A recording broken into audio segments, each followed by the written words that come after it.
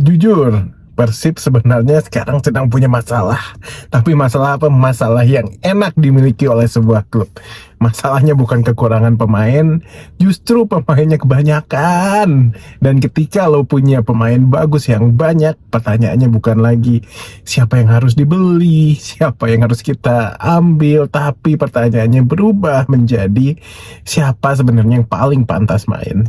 Nah, nanti ada Dewata Challenge di Bali. Ini merupakan suatu ujian yang menurut gua bukan ujian untuk Persib, tapi untuk Igor Tolik mempunyai kesempatan untuk menjawab pertanyaan siapa yang paling pantas main di Persib Bandung.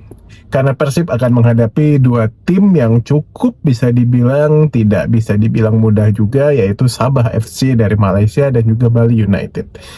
Dan gue pengen lihat satu hal, seberapa kuat sebenarnya Persib musim ini kalau kita bedah dari belakang sampai depan. Kita bedah lini per lini, dari kiper, back, tengah, depan, sayap, pokoknya kita bedah semuanya. Dan sebelum itu jangan lupa klik tombol like, klik juga tombol subscribe, dan juga share video gue ke teman-teman semuanya yang mau tahu tentang Persib Bandung.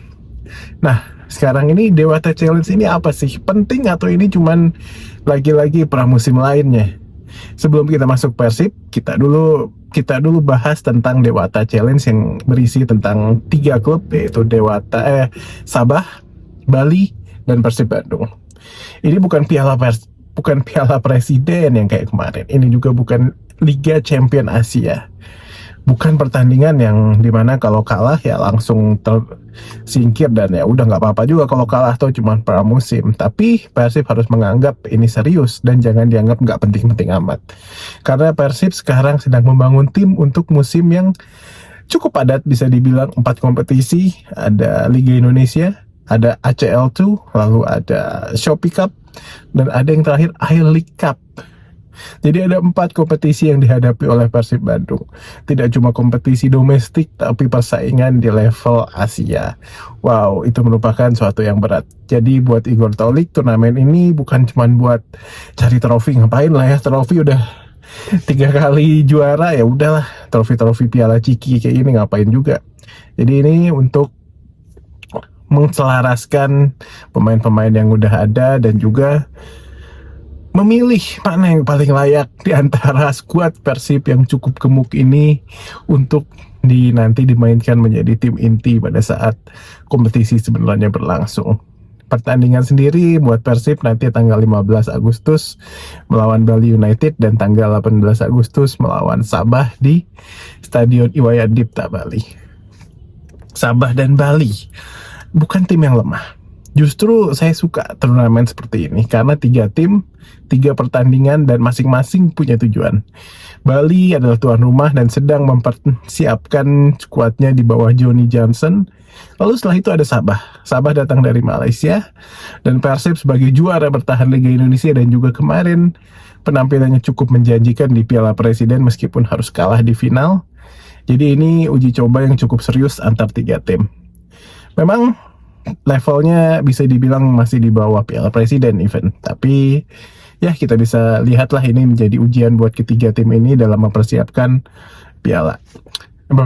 liga, Nah, jadi kita bedah ya sekarang tim Persib dari lini belakang ke lini depan. Kita sekarang masuk ke secara general.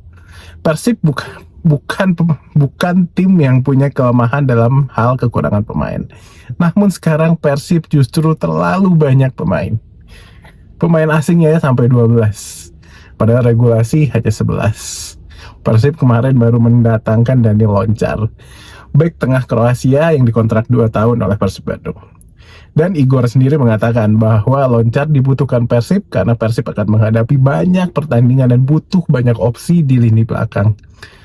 Jadi kalau gue jadi Igor ya gue pusing pasti.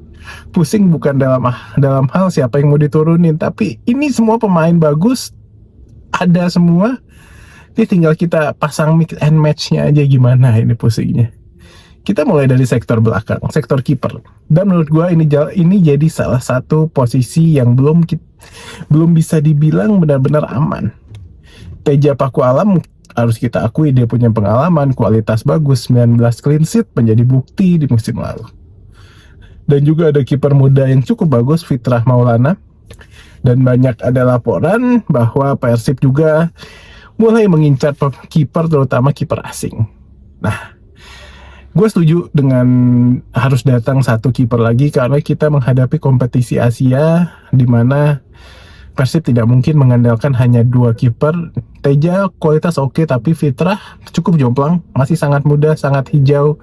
Dan juga kalau di level Asia sih gue berharapnya kiper asing bisa mengawal gawang Persib. Jadi untuk lini kiper gue masih kasih nilai 7 buat Persib Bandung. Jadi harus mendatangkan satu pemain kiper lagi yang cukup berkualitas biar nilainya jadi 8 atau 9. Lalu kita ke back. Nah, kalau di back ini Persib gue bilang optimis banget sih. Karena sekarang Persib punya banyak banget pilihan back tengah. Ada Loncar, ada Patricio Matricardi, ada Julio Cesar masih ada, Gabriel Mutombo yang kemarin cukup agresif di Piala Presiden. Kemudian ada banyak juga pemain-pemain lokal yang bisa dirotasi. Dion Marks masih ada. Jangan lupa Dion Marks itu bisa dibilang pemain diaspora tadinya dan dibawa ke Persib pasti punya potensi yang lumayan lah. Jadi ini penting nih, ini yang paling penting lini belakang. Karena musim depan bukan cuman soal siapa saja pasangan back terbaik, tapi pasangan back terbaik untuk lawan-lawan tertentu. Lawan yang bermain direct mungkin butuh karakter beda. Pressing tinggi butuh back yang nyaman pakai bola, ball playing defender yang sangat baik, bisa keep the ball. Dan disinilah gue berharap Igor bisa menggunakan Dewata Challenge ini untuk melihat komposisi back yang paling cocok untuk lawan tertentu itu siapa saja. Nah, jadi kalau untuk back ini gue kasih nilai udah 8,5 menuju ke 9. Nah, sudah cukup lengkap menurut gue di posisi back. Tinggal mungkin back kiri kita butuh satu pelapis, tapi kalau enggak pun ya masih oke. Ada Eliano, Sandy Walsh bisa di sana, Loncar pun bisa di kanan, jadi nggak masalah. Nah, untuk lini tengah udah full of talent kalau menurut gue. Ada nama-nama kayak siapa aja? Marco, Tom Hay, Luciano, Adam Alis, ada Deddy Kusnandar, ada siapa lagi? Ada masih Berginho pun di tengah bisa. Peralta pun bisa jadi nomor 10. Jadi menurut gue lini tengah udah aman banget sih Persib. Mark Klok udah kembali latihan kemarin dari timnas. Tom Hay juga akan kembali. Dan kalau lu punya pemain kayak Tom Hay dan Mark Klok, lu punya 2 pemain yang bisa mengontrol permainan dengan cara yang different. Tapi gue justru mau lihat Igor akan memilih gelandang yang seperti apa. Apakah gelandang yang agresif atau tipe gelandang yang mengontrol kayak Luciano Guecochea. Kalau agresif bisa kita bilang ada Mark Klok, ada Gakuto Notsuda.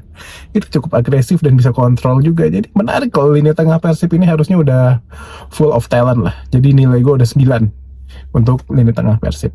Sekarang di sektor sayap, ini juga sektor yang menjadi salah satu kemarin improvement terbesar dari Persib Bandung. Senjata paling besar Persib ada di sayap. Kenapa? Karena mereka tidak punya sayap yang bermain dengan cara yang sama. Ada main yang bisa lebar, ada yang bisa masuk ke tengah, ada yang bisa bermain sebagai second striker. Ini cocok dengan sepak bola modern. Karena sekarang winger bukan cuma lari, crossing, selesai. Bukan cuma main crossing. Di sayap-sayap aja, winger harus bisa narik back, masuk ke ruang, kombinasi dengan gelandang, menciptakan peluang. Kalau Igor bisa menemukan kombinasi sayap yang tepat, Persib jadi sangat berbahaya, itu sangat-sangat mungkin. Nah, untuk striker, kita sudah melihat kemarin Balsa Sekulik bermain cukup bagus. Total 3 gol dia ciptakan. Namun ada satu pertanyaan lagi-lagi yang masih gue pertanyakan dari kemarin. Striker cadangannya siapa? Ramon Tenki. Semua udah tahu lah gimana kualitasnya. Gue bukan cuma lihat Ramon dari Piala Presiden, tapi udah dari tahun lalu gimana kualitas dari seorang Ramon Tenki. Holding the ball-nya jelek, dribble-nya jelek, speed-nya biasa aja. Dia cuma bagus ketika menerima crossing sundulan. Udah itu aja. Mungkin kalau mau memanfaatkan Ramon Tenki ya udah, emang dia harus disuapin bola kayak gitu. Jadi untuk lini depan Persib gue masih dikasih nilai 7,5 selama Balsa Sekulik belum menemukan cadangan atau pelapis dari strikers itu. Jadi setelah kita kasih nilai tadi dari belakang ke depan, masalah yang cukup bisa dianalisis adalah satu kiper, dua di sektor depan. Butuh seorang yang sebanding lah, seimbang dengan kualitas yang dimiliki oleh saat ini oleh Persib. Jadi masing-masing posisi kalau bisa ada dua pemain yang sama bagusnya. Tapi kalau 11 pemain yang dimainkan tidak cocok satu sama lain, ya tetap aja. Jadi harus cocok juga. Nah, inilah gimana kita bisa melihat satu tim melakukan TC atau training center karena untuk mensinkronkan antar pemainnya. Sepak bola bukan cuman individu, tapi skill yang cocok antar satu sama lain. Dan ini jadi PR terbesar buat Igor Tolik. Jadi, Dewata Challenge ini menurut gue sangat penting buat Igor Tolik. Bukan buat Persib, karena sekarang dia punya squad. Dia harus menentukan siapa starter, siapa rotasi, siapa cadangan, siapa yang harus dipinjamkan, siapa yang mungkin tidak usah masuk sekalian, dan yang paling penting seperti apa sebenarnya wajah Persib nanti di musim depan. Apakah mereka bermain dominan dengan bola, pressing tinggi, fullback agresif, atau dia justru bermain pragmatis seperti sebelumnya Bojan Hodak? Saya belum bisa menyimpulkan karena kita belum memasuki musim resmi. Ya, itulah kita akan menarik bagaimana Dewata Challenge ini mulai akan kita melihat bagaimana Persib bermain ke depannya. Kalau ditanya apakah Persib favorit di turnamen ini, gue jawab iya. Tapi apakah mereka pasti juara? Belum tentu. Karena Bali United main di kandang. Sabah juga datang bukan sebagai turis dari Malaysia. Mereka juga pasti pengen menang. Mereka apalagi mau mempersiapkan untuk Liga Malaysia musim depan. Persib juga masih dalam proses untuk membangun identitas baru dengan pelatih baru dan harus mensinkronkan pemain timnas yang kemarin baru bergabung dengan pemain-pemain yang kemarin sudah bertanding di Piala Presiden. Jadi buat gue hasil bukan jadi suatu ukuran, apalagi trofi sama-sama nggak penting. Yang paling penting adalah kita mulai melihat dari jawaban pertanyaan-pertanyaan yang tadi udah gue sampaikan. Jadi kalau gue harus memilih satu lini perbaik Persib saat ini, yaitu jelas sayap dan lini tengah. Kalau yang paling gue pengen lihat di Bali ini, satu lini belakang karena memang ada kedatangan pemain baru, dan juga di wingback kita sudah lengkap, Sandy Walsh, Eliano Reinder sudah datang, dan di striker apakah cadangan Balsa Sekulik bisa perform? Dan sekarang giliran kalian coba. Menurut kalian lini mana di Persib yang paling kuat? Dan satu pertanyaan lagi, Ramon Tengki, lagi-lagi gue mau tanya, Ramon Tengki masih layak nggak di Persib? Tulis di kolom komentar. Jangan cuma jawab Ramon out, Ramon bagus. Coba tanya, jawab alasannya kenapa Ramon bagus, alasannya Ramon harus out. Coba kasih alasan, karena gue pengen tahu. Kalau kalian jadi Igor Tolik, kalian pasang siapa? Kalian coba komen di bawah gimana kalau kalian jadi Igor Tolik.